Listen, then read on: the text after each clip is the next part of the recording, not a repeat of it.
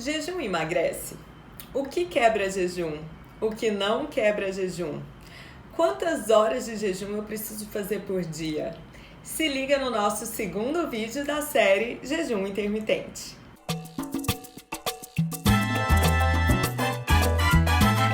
O tipo mais comum de jejum intermitente é o Time Restricting Feeding e é o que eu mais uso no consultório. O que é isso?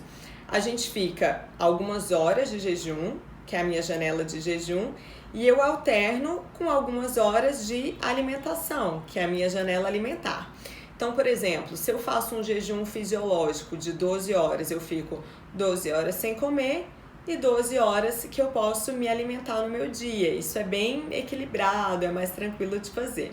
Eu posso ficar 14 horas sem me alimentar, 16 horas, 18 horas, até 24 horas, dependendo do protocolo.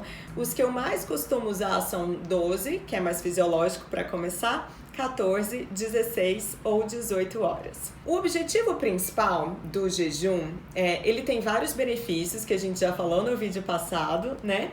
Mas é a produção de corpos cetônicos. Algumas pessoas estão muito habituadas a usar só glicose como fonte de energia.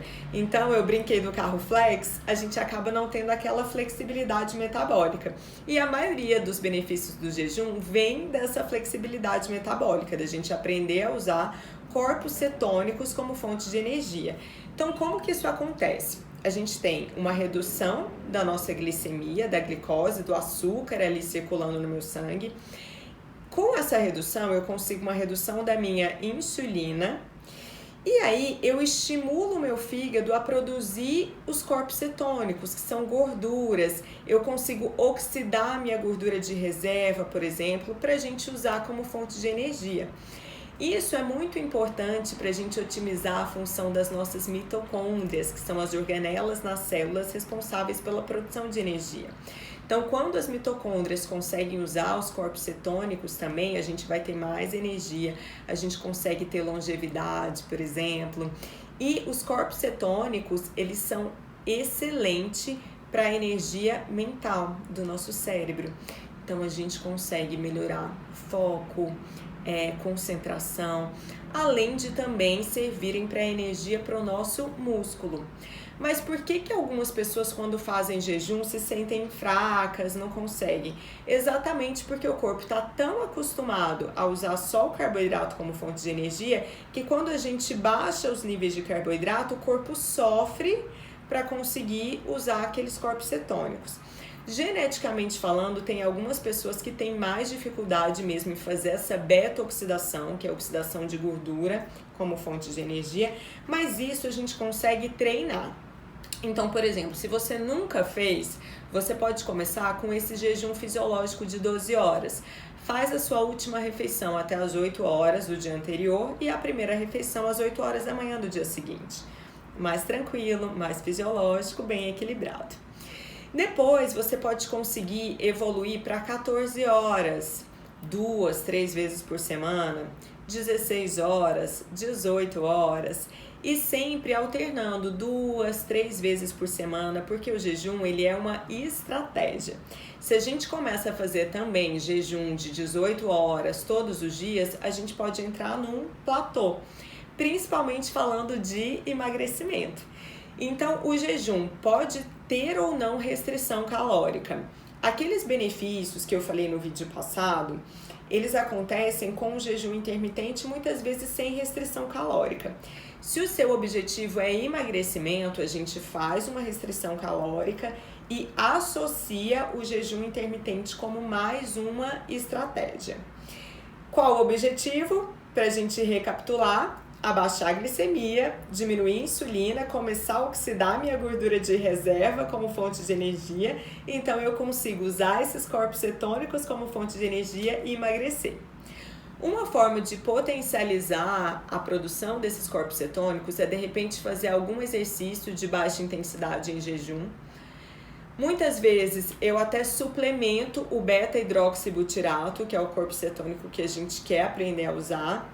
Então, a gente pode mandar manipular ele.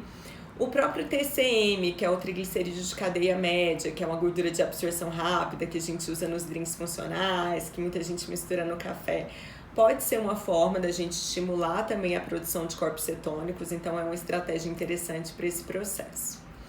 Pensando no que quebra ou que não quebra jejum, isso é uma dúvida muito comum. Então vamos lá.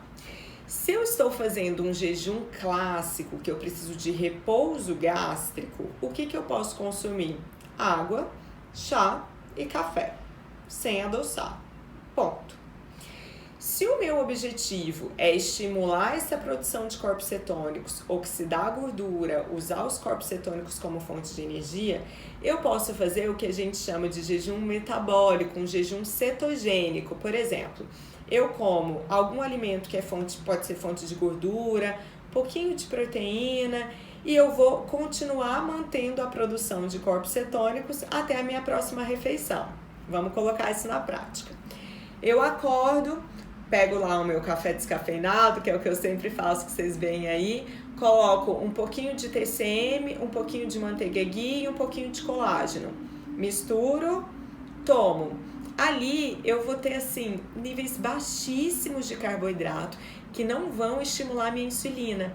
Então, eu não quebrei o meu jejum cetogênico, o meu jejum metabólico. Eu vou continuar produzindo aqueles corpos cetônicos, queimando ali a minha gordura até a minha próxima refeição, que pode ser o meu almoço, ou de repente pode ser um café da manhã que eu deixei para consumir 10 horas da manhã, 11 horas da manhã.